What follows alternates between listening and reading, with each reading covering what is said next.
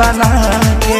अरे गाना गइबो कि काम करबो? अरे यही लग करो ना सारे मुंह तू दबा के रख देला बाड़ा में हर मौका बना के।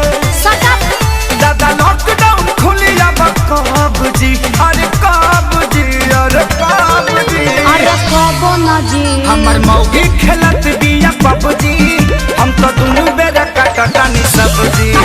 हमर मौगी खेलत बिया पबजी, हम तो दुनू बेरा काटतानी सब्जी। ए देखो हौ लुगा धइल बा आदमी खानी खींच दो ना तो पुलिस के फोन करके कह देब कि हमार भतार 4 दिन से खोखता। अरे ना हो जातानी जातानी। हाँ ठीक बा जल्दी जा।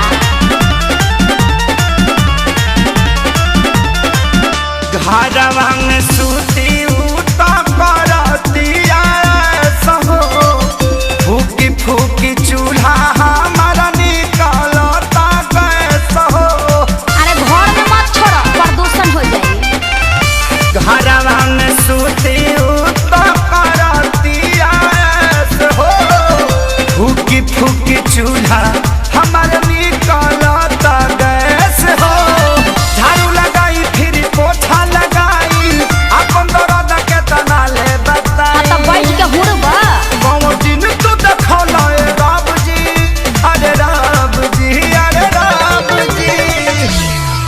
हमर मौगी खेलत बिया पबजी, हम तो दुनू बेरा काटतानी सब्जी। हमर मौगी खेलत बिया पबजी, हम तो दुनू बेरा काटतानी सब्जी। आ सुनो आलू बैंगन काट के मिक्स सब्जी भी बना दी हो।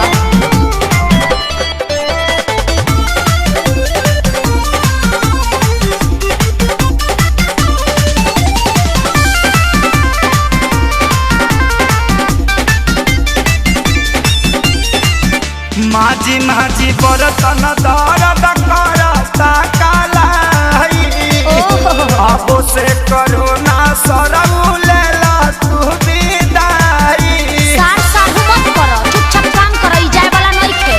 माझी माझी बरतन दर्द करता कालाई, अच्छा अब से करो ना सरऊ लेला तू विदाई।